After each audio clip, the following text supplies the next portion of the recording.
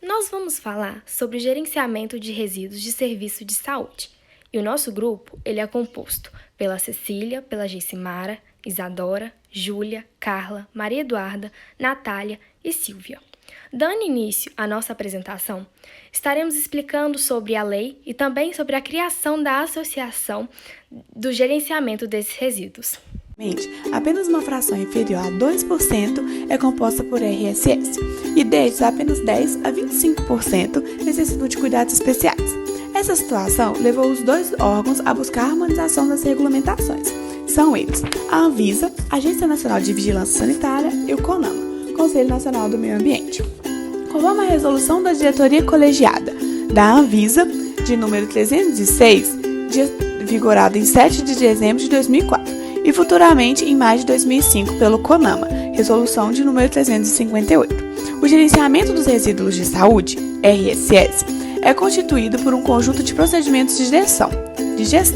Esses procedimentos são planejados e implementados a partir de bases científicas e técnicas, normativas e legais, com o objetivo de minimizar a produção de resíduos de saúde e proporcionar aos resíduos gerados um encaminhamento seguro, de forma eficiente, visando a proteção dos trabalhadores, a preservação da saúde pública, dos recursos naturais e do meio ambiente. Todo laboratório gerador deve elaborar um plano de gerenciamento de resíduos de serviços de saúde, o PGRSS, baseado nas características dos resíduos gerados, e o mesmo deve ser elaborado compatível com as normas federais, estaduais e municipais, e ainda deve estar de acordo com os procedimentos institucionais da biossegurança relativo à coleta, transporte e à disposição final. E essas leis, elas são seguidas? E qual é o descarte correto para esses resíduos? Embora exista uma legislação que regulamenta e detalha as etapas para ser descartados o gerenciamento de resíduos da saúde, existe ainda hoje lugares que não adotam essas práticas, principalmente cidades mais no interiores dos estados, onde a fiscalização é escassa. As pessoas acabam descartando esses resíduos no lixo comum, pegando no caminhão da municipal, jogando nos aterros. Como eu disse, essa medida ocorre por falta de fiscalização. Comparando os índices de descartes dos resíduos da saúde da atualidade com algumas décadas atrás, estamos bem evoluídos. E qual é a importância desse gerenciamento para a saúde e para a sociedade? Eu vou estar falando sobre a importância do gerenciamento de resíduos de serviços de saúde para a sociedade. Nós sabemos que o descarte incorreto de materiais utilizados em laboratórios, em postos de saúde e em hospitais pode acarretar muitos problemas ao meio ambiente e com isso também trazer problemas para a sociedade. Então, esse gerenciamento ele foi criado com o intuito de minimizar esses problemas que podem acontecer com o descarte incorreto. Com isso, encaminhá-los para um descarte correto. E aí, o objetivo dele é proteger tanto os profissionais da saúde, quanto a saúde das pessoas e também ao meio ambiente, para diminuir a poluição e outras coisas que podem degradar o meio ambiente através desse descarte incorreto.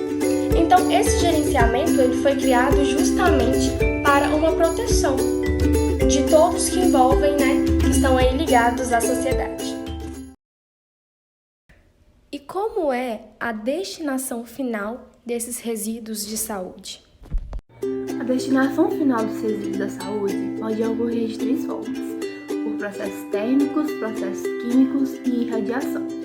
Os processos térmicos são por meio de autoclavagem e incineração, que são os meios mais comuns. Os processos químicos ocorrem de maneira que os materiais são triturados para que aumente mais a eficiência do processo e em seguida são imersos em desinfetantes por alguns minutos. A irradiação é um processo mais demorado porque ocorre uma excitação da camada externa dos elétrons das moléculas devido à radiação ionizante. Sendo assim, haverá um rompimento do material genético, DNA ou RNA, dos micro-organismos. Após isso, o material é encaminhado para um aterro sanitário, que possuem um licenciamento ambiental, e nos casos de municípios que não possuem esse aterro, vem sido utilizado muito a implementação de valas sépticas, onde os resíduos são depositados. As valas geralmente são revestidas por uma manta impermeável que reduz o risco de contaminação. É dessa forma que esses resíduos, depois de passar por algum desses 3 processos que eu acabei de mencionar, são descartados. É dessa forma que funciona. Quais são as implicações e os impactos causados no meio ambiente? Resíduos de serviço da saúde são resíduos resultantes de atividades exercidas por estabelecimentos prestadores de serviço da saúde. O manejo inadequado desses resíduos pode causar dano ambiental, pode gerar doenças e ainda perda da qualidade de vida da população, seja direta ou indiretamente, sendo pelo manejo, pelo transporte ou até mesmo pelo tratamento. Os impactos ambientais causados pelo gerenciamento inadequado desses resíduos pode levar a contaminações e até mesmo a geração de epidemias devido à contaminação dos lençóis freáticos. Caso ocorra mais gerenciamento dos medicamentos, as substâncias tóxicas presentes neles podem vir a afetar o solo e a água, comprometendo os recursos naturais utilizados por toda a população e trazendo consequências graves ao meio ambiente. Como é a classificação desses resíduos? De acordo com a OMS, a classificação dos resíduos sólidos dos serviços de saúde comporta apenas os que são provenientes de estabelecimentos de saúde, centros de pesquisas e laboratórios. Já a Anvisa amplia essa perspectiva para diversos ambientes, como, por exemplo, drogarias, farmácias, incluindo de manipulação, centros de controle de zoonoses, necrotérios, funerárias, estúdios de tatuagem, serviços de acupuntura, entre outras opções. Com isso, a classificação desses resíduos conforme a Anvisa favorece o descarte correto dos resíduos, de acordo com o risco.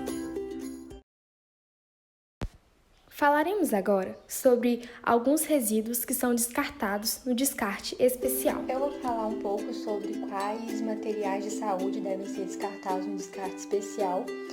E os resíduos de saúde, eles têm uma divisão, alguns grupos que são A, B, C, D, E.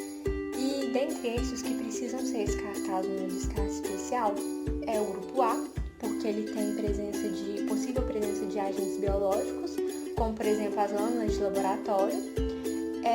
O grupo B, que tem substâncias químicas, como por exemplo medicamentos vencidos. O grupo C, que tem possível presença de radionucleotídeos, que é do serviço da medicina nuclear. E o grupo E, que são os materiais perfluorocortantes, como por exemplo as agulhas e ampolas de vidro. E dentre esses eu não citei o grupo D, por quê? Porque o grupo D, ele não oferece risco, então ele pode ser comparado até com um resíduo domiciliar, então ele não precisa ser descartado no descarte especial. E por último, qual é o risco do descarte incorreto? Como todos já sabem, o descarte incorreto de resíduos no meio ambiente pode trazer problemas graves para a saúde pública. E se tratando de resíduos hospitalares, esses problemas podem ser ainda mais graves. Lixos esses que podem ser produzidos por hospitais, laboratórios, clínicas, centros de atendimentos e etc. Em razão do alto nível de contaminação de bactérias, vírus presentes nesses resíduos, o lixo que provém dos locais de saúde deve ser gerenciado de maneira adequada, com base em procedimentos legais e regulamentados, objetivando tanto a sua redução quanto a proteção daqueles que o manuseiam. Além disso, substâncias tóxicas e radioativas presentes nos medicamentos podem afetar a água, a natureza, comprometendo os recursos naturais e afetando diretamente a saúde pública. Agradecemos a atenção de todos. Obrigada.